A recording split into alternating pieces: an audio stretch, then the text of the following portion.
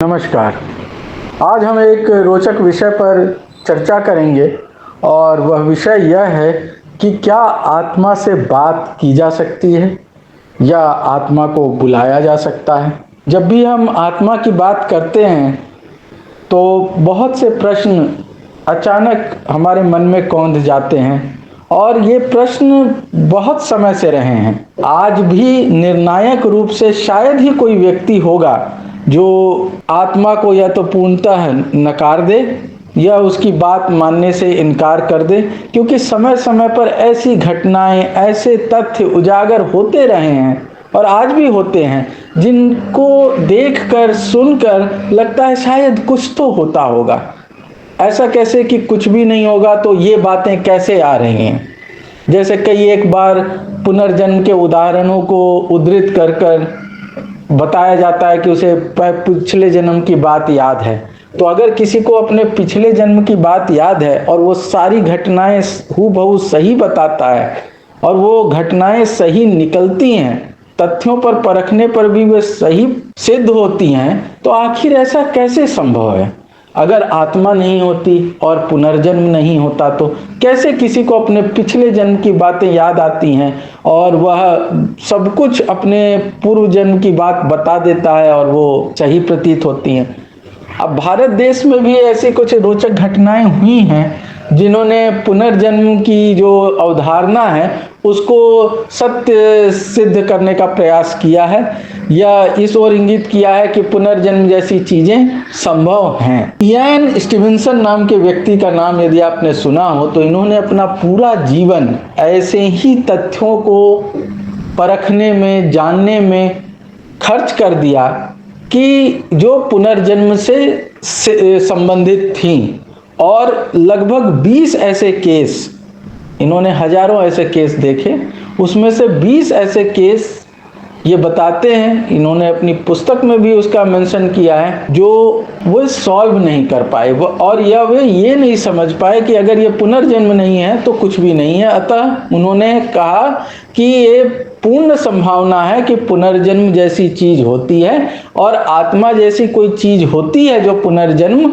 लेती है। लेकिन उन्होंने अपने अंतिम पेपर जो उन्होंने पब्लिश की उसमें एक लास्ट स्टेटमेंट ये दिया कि let no one think that I know, I am still searching. मतलब उन्होंने इतनी सारी स्टडीज के बाद, इतने सारे केसेस देखने के बाद भी अंततः ये कंक्लूड नहीं किया कि पुनर्जन्म जैसी चीज सचमुच होती है या आत्मा सचमुच होती है।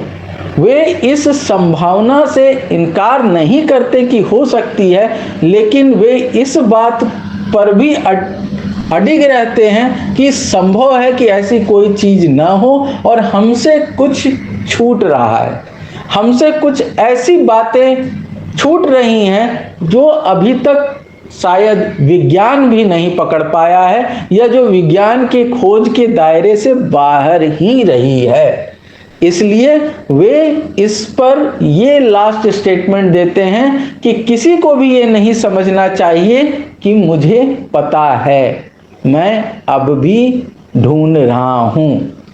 फिर उनके साथ काम करने वाले एक व्यक्ति जिनका नाम टकर था, वे इस कार्य को आगे बढ़ाते हैं, लेकिन उसके बाद भी ये बातें आज भी उतनी ही रहस्यमयी हैं जितनी ये पहले थी। स्टीवेंसन के बारे में कहा जाता है कि वे भारत भी आए थे कुछ केस को स्टडी करने के लिए और उन्होंने यहाँ की बातों को भी अपने कार्य में स्थान दिया है।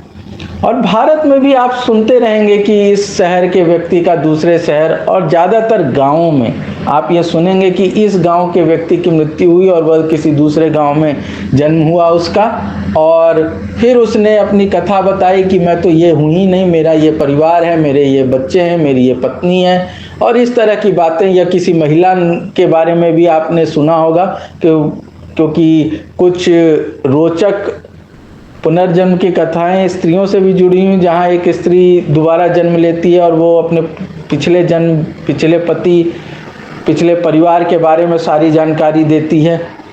तो इन सब चीज़ों को देखकर जब भी आप चर्चा करेंगे कहीं पर भी, और यदि आप आत्मा को न मानने वाले हों और आप एक वाक्य में ये कह दें कि आत्मा जैसी कोई चीज़ नहीं होती, तो लोग आपकी बात पर विश्वास नहीं करेंगे और फिर वे इस तरह की बातें बताकर आपको कन्विंस करने की कोशिश करेंगे कि चलो तुम आत्मा को नहीं मानते कोई बात नहीं, लेकिन कुछ तो है, कुछ ऊर्जा तो है, कुछ एनर्जी तो है जो होती है और वो मृत्यु के बाद शरीर से निकल जाती है और वह पुनः किसी दूसरे शरीर में प्रवेश कर सकती है और वह पूरी जानकारी लेकर जाती है। इस तरह की बातें आप अक्सर देखेंगे और फिर ये दुहाई दी जाएगी कि ये चीज़ें देखो विज्ञान भी अभी तक नहीं समझ पाया है कि मरने के बाद क्या होता है और आत्मा जैसी जो चीज़ होती है वो कहाँ जाती है, वो कैसे काम करती है, उसका साइकिल कैसे चलता है। ये सब चीज़ें आज तक कोई नहीं जान पाया और विज्ञान भी इसके बारे में कुछ पता नहीं लगा पाया है। तो इस तरह की बात आप सुनेंगे। और जब हम बात पुनर्जन्म की करते हैं तो हमें यह समझने की ज़रूरत है कि पुनर्जन्म आखिर हो किसका रहा है।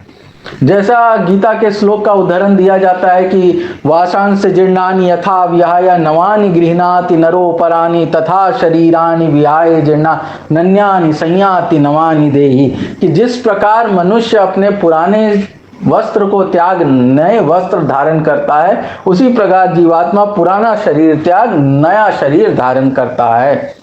तो यहाँ पर एक कंफ्यूजन तो क्लियर हो जाता है कि जिसे जीवात्मा कहा जा रहा है या जिसे आत्मा कहा जा रहा है वह शरीर चेंज कर रहा है, यानी वह मरा नहीं, उसकी मृत्यु नहीं हुई, वह तो अजर अमर है। तो जब आत्मा अजर अमर है और वह शरीर चेंज कर रहा है, यानी उसका पुनर्जन्म नहीं हो रहा।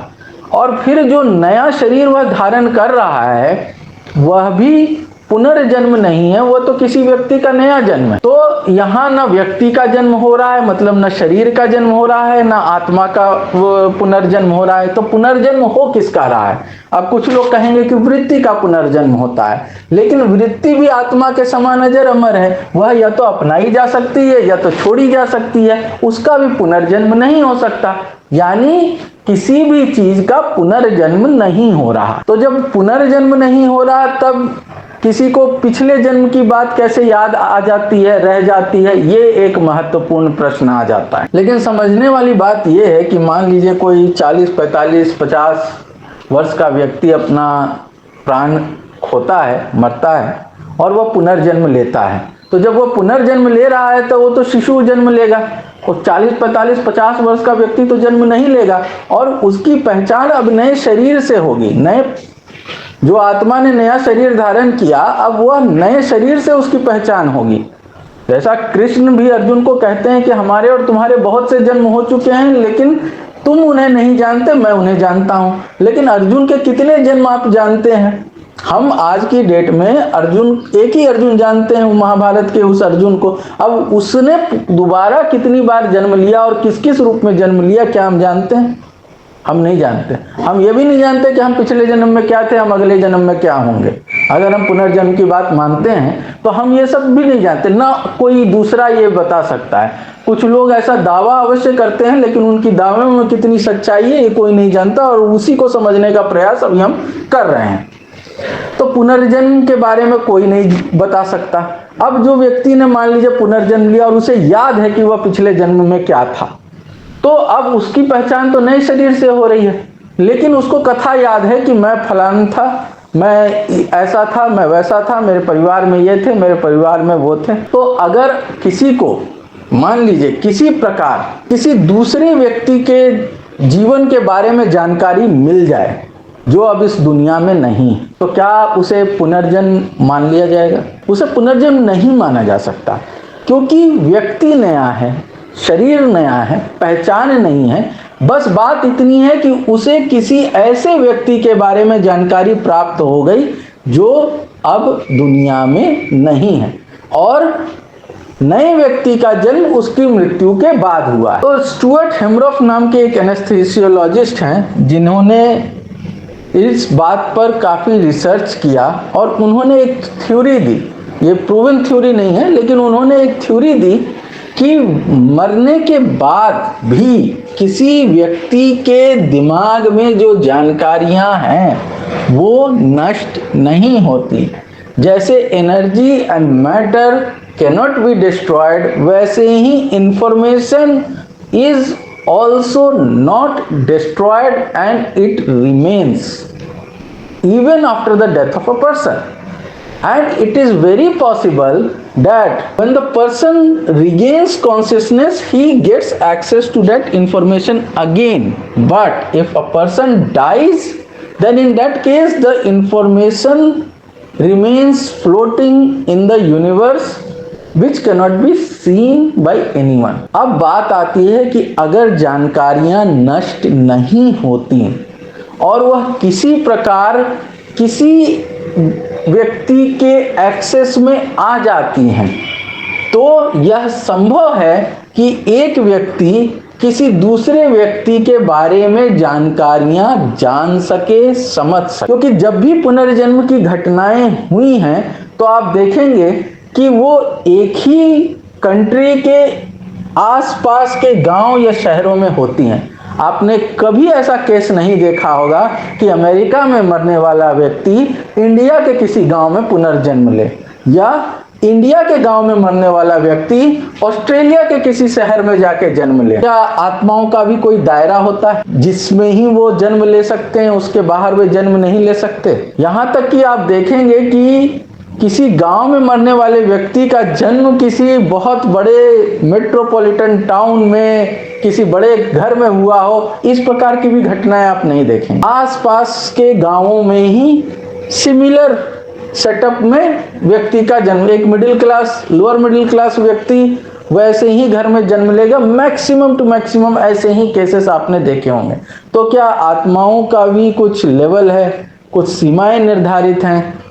क्या है जो इस प्रकार की घटनाएं होती हैं? शायद ही लोग इन बातों पर विचार करते हैं, और अभी इन चीज़ों पर रिसर्च चल रहा है, कुछ भी प्रूवन नहीं है, लेकिन बहुत संभव है कि जो स्ट्रिंग थ्योरी जैसी चीज़ें हैं जो बताते हैं कि हर चीज़ एक डिफाइंड फ्रीक्वेंसी पर वाइब्रेट करता है, उसी प्रकार जो स्टुअर्ट हेमरॉफ ने थ्योरी दी है, संभव है कि जानकारियां भी किसी पर्टिकुलर फ्रीक्वेंसी पर होती हैं जो किसी के ब्रेन के द्वारा परसीव की जा सकती हैं अगर वह एक पर्टिकुलर फ्रीक्वेंसी पर रेजोनेट करे।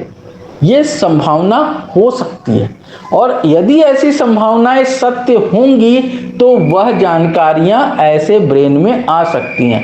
आप देखेंगे कि किसी भी नवजात शिशु जब वह 2 साल, 3 साल, 4 साल ऐसी अवस्था में होता है तभी उसको ऐसी जानकारी मिलती है। किसी भी वयस्क व्यक्ति को कभी ये याद नहीं आता कि वह पिछले जन्म में कुछ और था। क्यों? क्योंकि वो बच्चे का ब्रेन जो है वो फ्रेश ब्रेन है, वो एक डेवलपिंग ब्रेन है, और हो सकता है कि उस ब्रेन में कुछ बाहर की जानकारी आ जाए, क्योंकि बच्चा जो होता है वो बहुत इंक्विजिट होता है, वो बहुत जिज्ञासु होता है, वो हर चीज को आप देखेंगे कि बड़े कौतूहल से देखना समझना चाहता है, वो खुद से चीजों को महसूस करता है, जानना चाहता है, और वो इस स्टेज में होता है जब वो बहुत सारी जानकारियां इकट्ठा करता रहता है अपने वातावरण के बारे में, अपने परिवार के बारे में, आसपास के बारे में। और ऐसी परिस्थिति में संभव है कि वह कुछ ऐसे इंफॉर्मेशन भी एक्सेस कर पाए जो नॉर्मली कोई एक्सेस नहीं कर सकता, और जो इंफॉर्मेशन अवेलेबल होती है जो डिस्ट्रॉय नहीं होती। क्योंकि पुनर्जन्म लेने वाले मैक्सिमम, मैं तो कहूँगा कि 100% केसेस ऐसे ही हैं जिसमें मृत्यु जो है वह अकस्मात है या एक्सीडेंटल है। कभी भी नॉर्मल स्टेट में मरे व्यक्ति का पुनर्जन्म हुआ हो, ऐसी घटनाएं कम या ना सुनने को मिलती हैं। मैक्सिमम टू मैक्सिमम केसेस में किसी अप्रिय घटना की वजह से मरने वाले व्यक्ति की या किसी बीमारी से अकस्मात मरने वाले व्यक्ति की पुनर्जन्म की घटना देखने या सुनने को मिलती है, जो ये बताती है कि हो सकता है कि उसके ब्रेन की जो कंडीशन रही हो, उस स्थिति में उसके ब्रेन से जो इंफॉर्मेशन ट्रांसपायर बाहर निकला हो, वह ऐसी स्थिति में हो कि वो किसी फ्रेश ब्रेन के द्वारा ग्रास्प किया जा सके। जो नॉर्मल स्टेट में मृत्यु होती है, उसकी इंफॉर्मेशन संभवतः ऐसी स्थिति में नहीं होती कि वह कोई पा सके। तो ये एक संभावना है।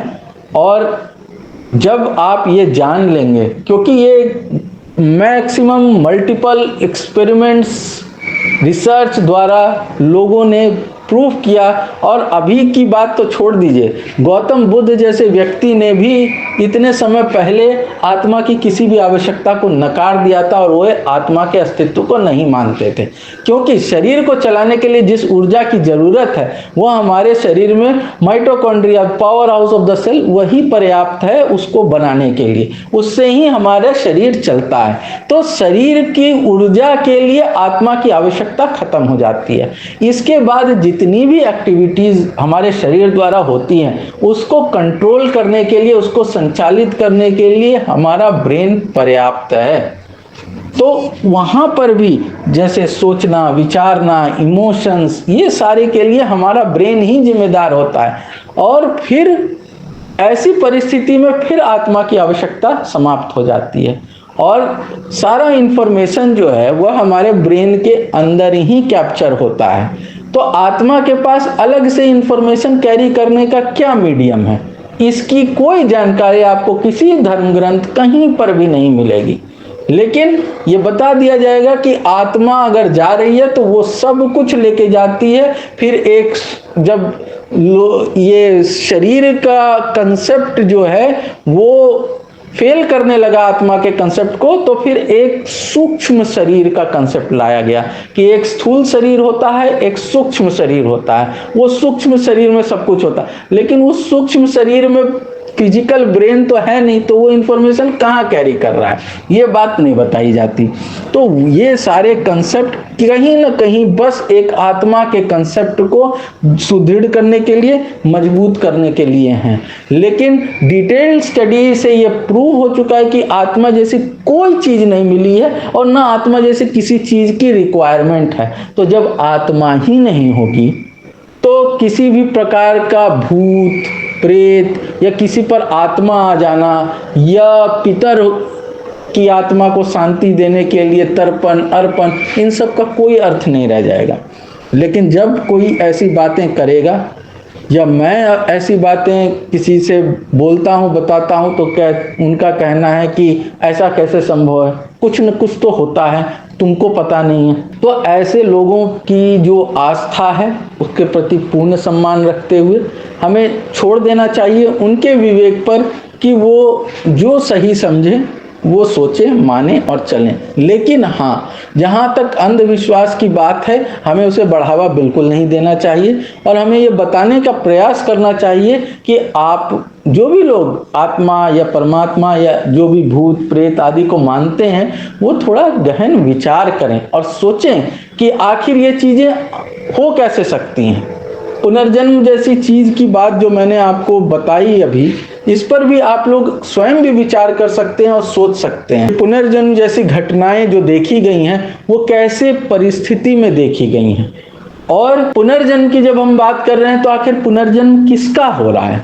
जैसे मैंने कहा, आत्मा तो अजर अमर है, उसका पुनर्जन्म हो नहीं सकता। और शरीर का जो पुनर्जन्म हो रहा है, तो वह एक नई पहचान, नए रूप में हो रहा है, उसको भी हम पुनर्जन्म नहीं कह सकते, वह भी एक जन्म है, नया जन्म है। और हर बार जो शरीर का जन्म होगा वो नया जन्म होगा, वो कोई पुनर्जन्म नहीं होता, क्योंकि शरीर तो नष्ट हो जाता है, चाहे कोई दफनाए चाहे कोई जलाए, शरीर तो नष्ट हो रहा है। तो जब वो नष्ट हो रहा है, तो फिर वो पुनर्जन्म उसी रूप में तो नहीं ले सकता। अब कुछ लोगों का एक और प्रश्न आता है कि कुछ लोग जब पुनर्जन्म लेते हैं, तो या जब जन्म लेते हैं, तो वे गरीब घर में ही क्यों जन्म लेते हैं, या वे अमीर घर में क्यों जन्म लेते हैं।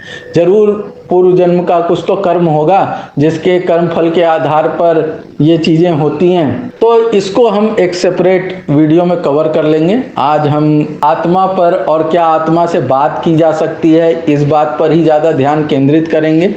तो जब पुनर्जन्म की बात हो गई तब बहुत बार ये आप देखेंगे कि किसी पर भूत आ जाता है और फिर कोई तांत्रिक है, ओझा है या मौलवी है, जो भी है, ये लोग उससे बात करते हैं और वो भूत को भगा देते हैं, भगाने का प्रयास करते हैं। कई एक बार भूत भगा भी देते हैं, भूत निकाल भी देते हैं और वो भूत बात भी करता है। जो व्यक्ति के अंदर का भूत है वो बात भी करता है। और कई एक बार तो ये बताया गया कि तांत्रिक विद्या में भूतों को बुलाना भी संभव है और तांत्रिक विद्या द्वारा भूतों को बुला लिया जाता है। कुछ लोग, आप लोगों ने देखा होगा कि मोमबत्ती वगैरह जला के प्लानचेट करके आत्माओं को कॉल करते हैं। तो क्या ये सब सचमुच संभव होता है? तो प्लानचेट के प्रक्रिया में मैं भी अपने कॉलेज के समय में भागी रहा हूँ और मैंने ये प्रक्रिया देखी है। अब इसमें मुझे तो कुछ भी नहीं लगा।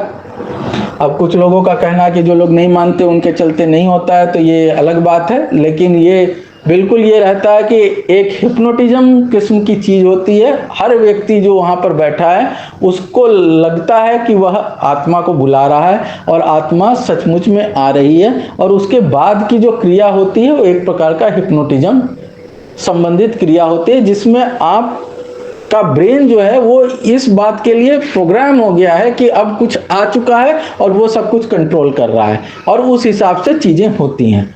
तो चूंकि मैं इन चीज़ों पर को मानता हूँ, ना विश्वास करता हूँ, ना उस स्थिति में भी मुझे कभी ऐसा लगा कि कोई एक्सटर्नल चीज़ आ गई है और कुछ ऐसा कर रही है, इसलिए मेरे साथ तो नहीं हुआ। लेकिन मेरे साथ के लोगों के साथ उनको वो फीलिंग आई, उनकी उंगलियां अपने आप इधर उधर जाने लगी, जो भी वो सेटअप था वो।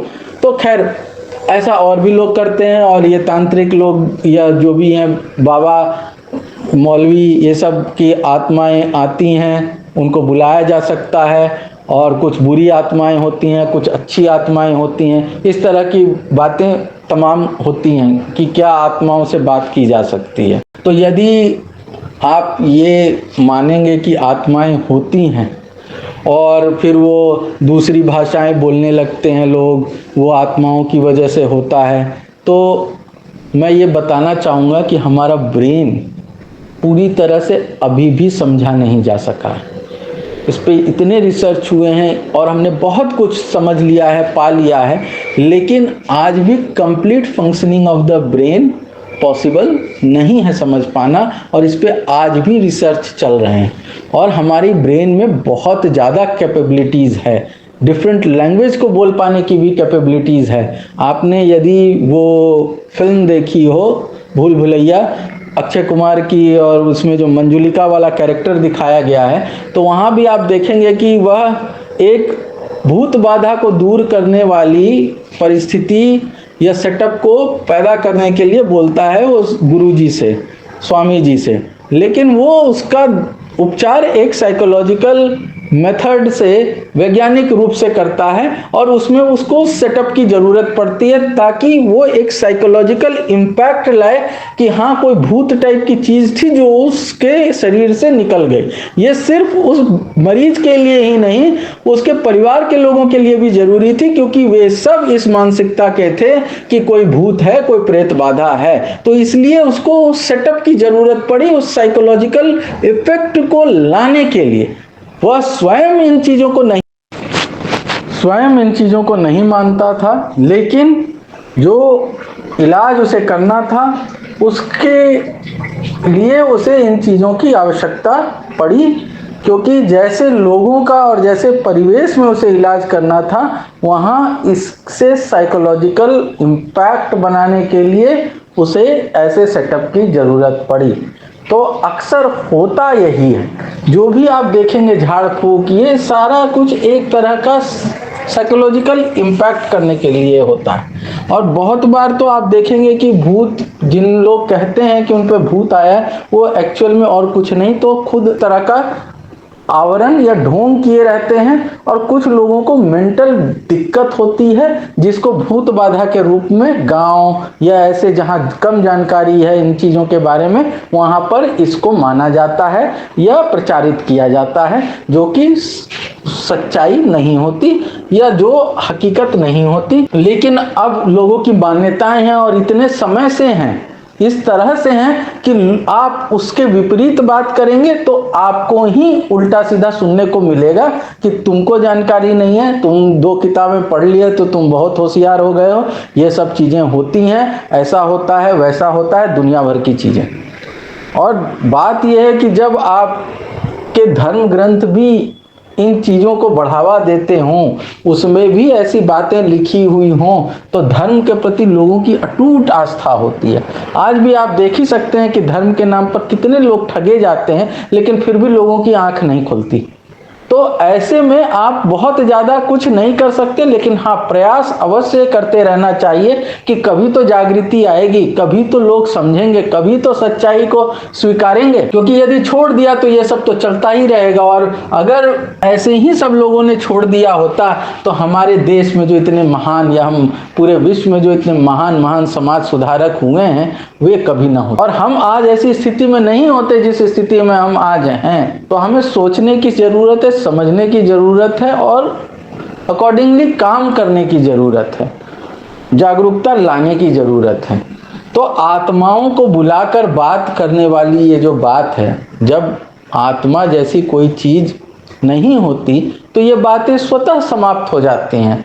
जब आत्मा ही नहीं होगी तो आपके पितरलोक में कोई नहीं बैठेंगे, और जब पितरलोक में नहीं बैठेंगे तो पितरी दोष और बहुत सारे जो ये फलाना फलाना ढिमकाना दोष बता दिए जाते हैं कि वो फलाना क्रुद्ध हो गए, ये सारी चीजें नहीं होंगी। लेकिन अगर आप इन चीजों को मानते हैं जिनका कि कोई प्रामाणिक तथ्य कुछ भी नहीं है, जिसे आप स्वयं भी अगर बहुत थोड़ा सा विचार करेंगे तो आप समझ पाएंगे कि ये सब कैसे हो सकता है, ये तो बिल्कुल बकवास सी बातें हैं, लेकिन वो इस तरह से हमारे जीवन का, हमारे रहन सहन का, हमारी संस्कृति का हिस्सा बन गया कि उससे विपरीत सोच पाने की स्थिति में हम नहीं होते, और जो उसके विपरीत बात करता है हम उसे ही गलत समझते। तो जितने भी रिसर्च हुए हैं, हो रहे हैं, वे इसी बात पर इंगित करते हैं कि आत्मा एक कंसेप्ट है जो बना दिया गया, इसका रियलिटी में कोई एग्जिस्टेंस नहीं है, ना हो सकता है,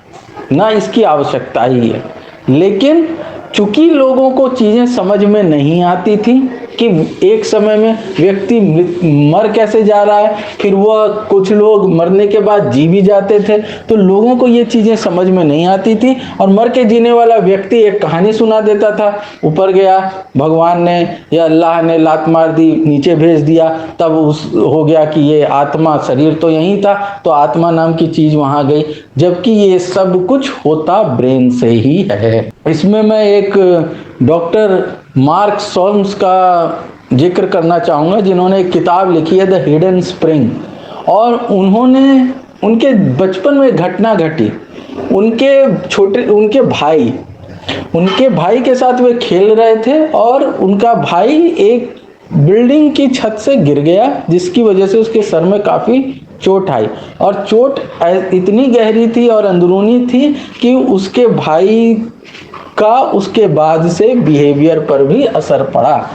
और मार्क सोल्म्स छोटे थे, लेकिन उनके मन पर इस बात का गंभीर प्रभाव पड़ा कि आखिर ब्रेन में ऐसी क्या चीज़ें होती हैं जो एक व्यक्ति को बदल कर रख देती हैं। उसका शरीर वैसा ही रहता है, सब कुछ वैसा ही होता है, घाव भी भर जाता है, लेकिन वो व्यक्ति बिल्कुल चेंज हो जाता है, आचार, विचार, व्यवहार सब कुछ चेंज हो जाता है उस व्यक्ति का। ऐसा ब्रेन में क्या होता है, और इसकी वजह से वो एक न्यूरोलॉजिस्ट बने, और बाद में उन्होंने साइको एनालिसिस और साइकोलॉजी और न्यूरोलॉजी को मिलाकर रिसर्च किया। उन्होंने हजारों पेशेंट्स देखे कि आखिर कॉन्शियसनेस कहाँ से जन्म लेती है, चेतना कहाँ से आती है, बाकी सारी चीज़ें तो ठीक है, लेकिन ये चेतना का जन्म कहाँ से होता है। और अभी भी उन्होंने अपनी जो किताब है या अपनी जो रिसर्च है उसमें बताने का प्रयास किया है कि ब्रेन स्टेम के कुछ मिलीमीटर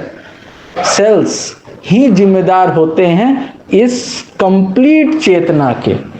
लेकिन फिर भी उन्होंने कहा कि अभी और रिसर्च की ज़रूरत है और फाइंडिंग्स की ज़रूरत है, और वे भी इस पर काम कर रहे हैं, साथ ही और भी लोग इस पर काम कर रहे हैं। लेकिन उन्होंने यही बताने का प्रयास किया कि हम जितनी भी गतिविधि देखते हैं, हम जो कुछ भी देखते हैं, वो ब्रेन से ही उपजी हुई चीज़ होती है, ब्रेन से परे कुछ नहीं है।